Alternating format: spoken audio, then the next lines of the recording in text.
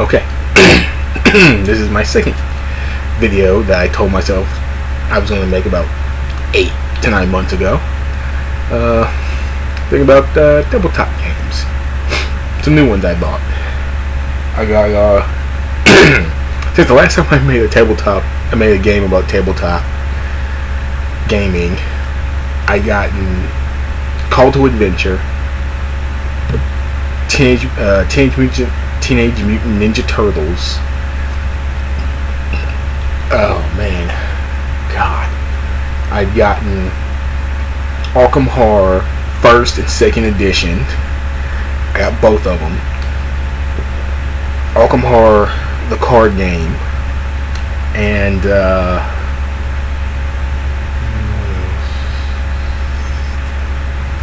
I looked at Betrayal at House on the Hill. I haven't played any of them except for Ninja Turtles. I haven't played any of them yet except for like Ninja Turtles. I have a nephew who loves like Ninja Turtles, so I bought it to see if he'd like playing it. It's kind of like what happened when I played Elder Signs with my niece. They kind of got bored halfway through the first situation of the game, which is like a anybody who hasn't played the game, it kind of acts. It's like you get like a little adventure comic that tells you all the scenarios and how to set them up. So it's like it's you and the turtles fighting a bunch of guys from a gang, and then if you win, and this is what I think is like interesting about this game, is that if you win, then you go on to like another battle that has something to do with that particular situation. But if you lose, then you don't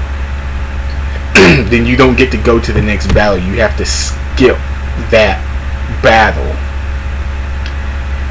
You have to like skip the battle, because if you lose, you don't get information.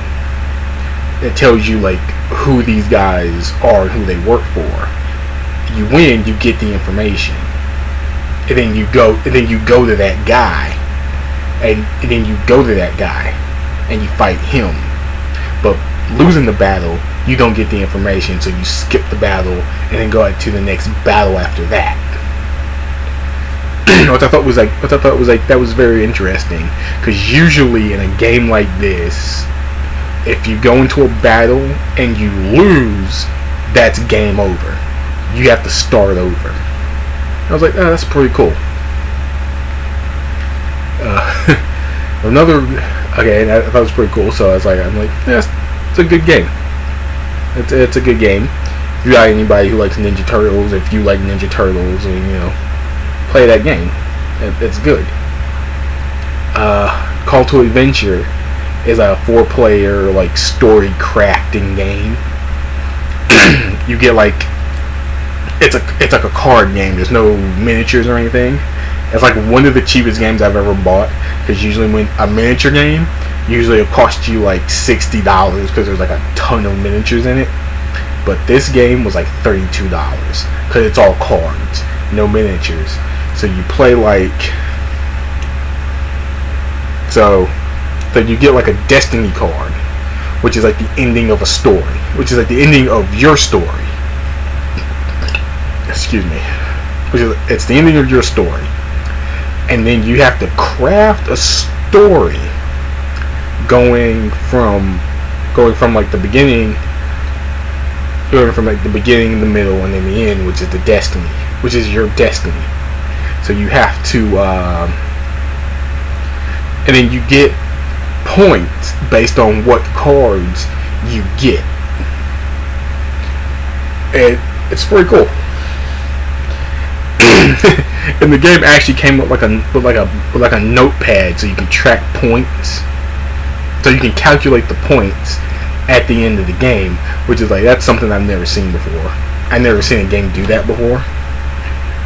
Because like, you know, most of the games, I think like most games, like you have to track that stuff in your head, not like on a notepad. You have to track it in your head usually, or you know, or like some games, the game comes with an app that tells you, that like keeps track of that stuff for you. What else? Yeah, I got the Arkham Horror card game. Haven't played it yet. Haven't read the rules on it yet. But the rule book is like real thin, like thinner than what I'm used to seeing from a Fantasy Flight game. Any game really. It's pretty cool. It's pretty cool. Like I saw them talk about it on Sit Down and Shut Up. And they said they actually talked very highly of the game after shitting all over the original Arkham Horror, because they said it wasn't really a good game. And I think because it was mostly because of the board, because like if you look at the board for the original Arkham Horror, it's the same thing. Like you're just like what you're doing is you're just playing like it's like the town of Arkham. It's a town, and you're basically like just going to the same places, but the monster you have to defeat is different, but it's all the same thing. And which brings me to the second edition. They made the board. They made the playing board modular. So if you played Star Wars Imperial Assault, it's like that. Like you get like your scenario card, and it'll tell you like, and it'll show you on the card like this is what you put together. Like it's like this place and this place and this place, and it'll tell you how to arrange the play field so that so like each scenario has different areas that you can go to. Yeah, like so and no two boards have the same areas. No two scenarios will have like the same places. You know, it'll be like different for each one.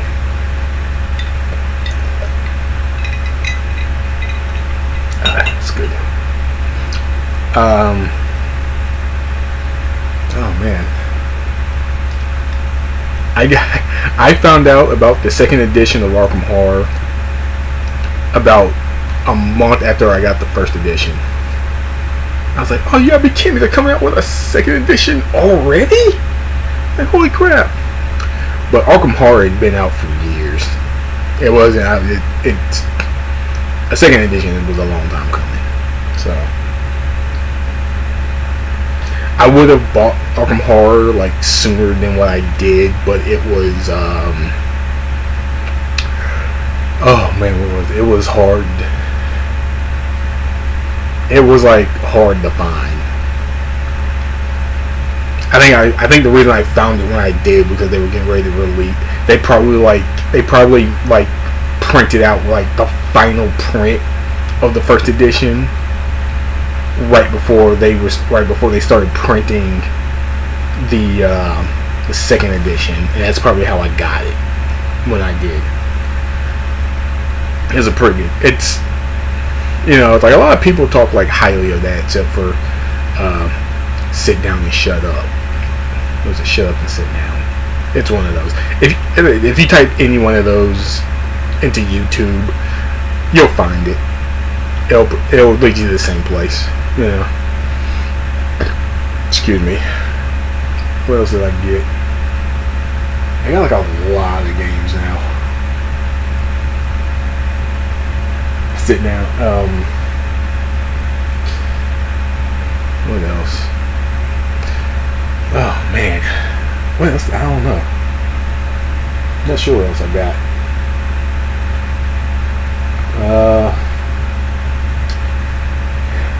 I got I got a new D&D book, Ghost of Saltmarsh. Looks like a good adventure. I was actually able to get my mom to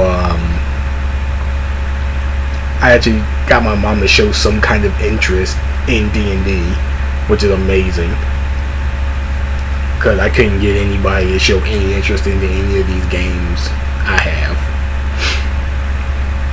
Yeah, like if it's not on a screen, and if it's not on like a screen or a phone, or hooked into coming out of a console, then it's like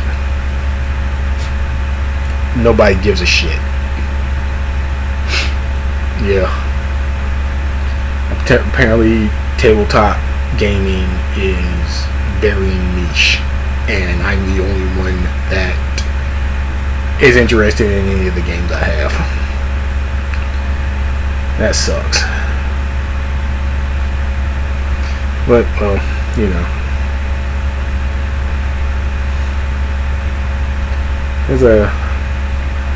oh man, I got a couple of Kickstarter rewards coming to me.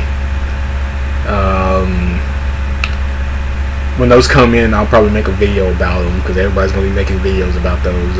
Crave, Cthulhu Death Must Die, something like that. Crave, Cthulhu, and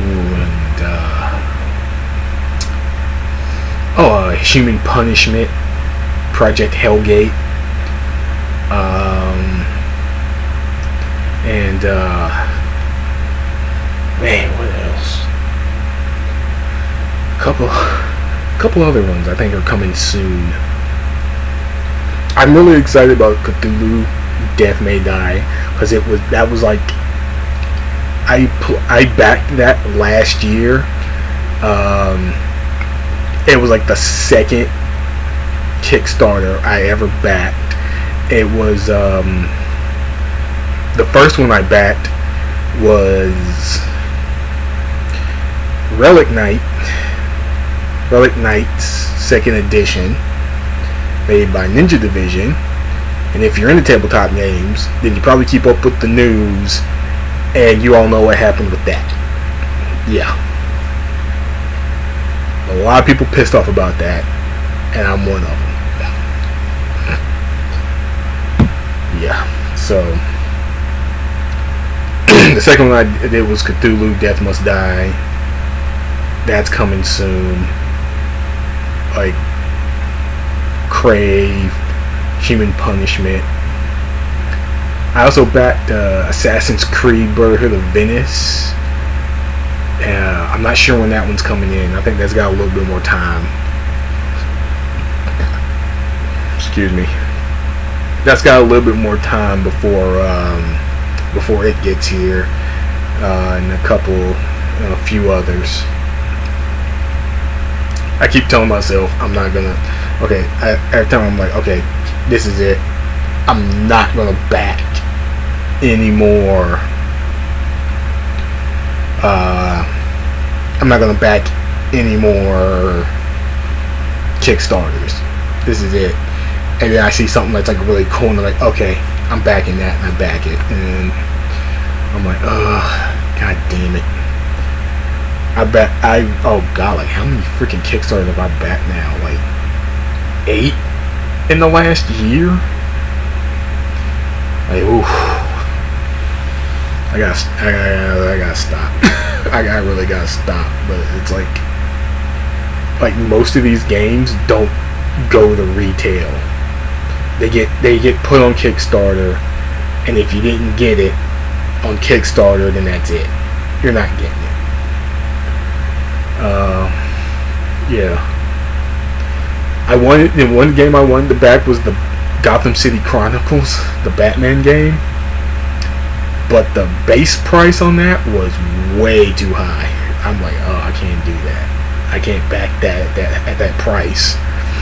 And I saw Shut Up, Sit Down do a review of it, and they were like, there's way too much. it's like the base game costs you like $132, and then the expansions are like insanely high, and then so by the time you get the base game and all the expansions, you would have spent over $300 on this game. And I was like, damn. And then they got into like the mechanics of the game. And there's way too much stuff here.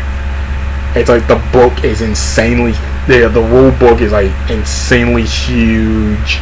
There's all these different things you have to keep track of. It's like, it's too much. It's just too much. And then they said, if you want to play a good Batman tabletop game, get Batman the Miniatures game. It's a little bit, it's like way more toned down than this game, and it's much more enjoyable. I might go look for that.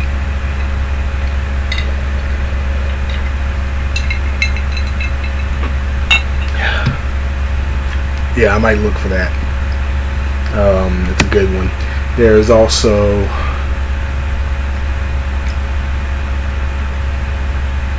man, what else did I get?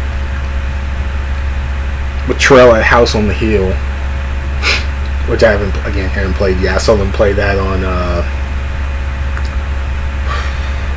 Will Wheaton's show on Geek and Sundry. I think it's called Tabletop. I don't know. I saw him play that. That was pretty cool, and it was I thought it was a pretty cool looking game.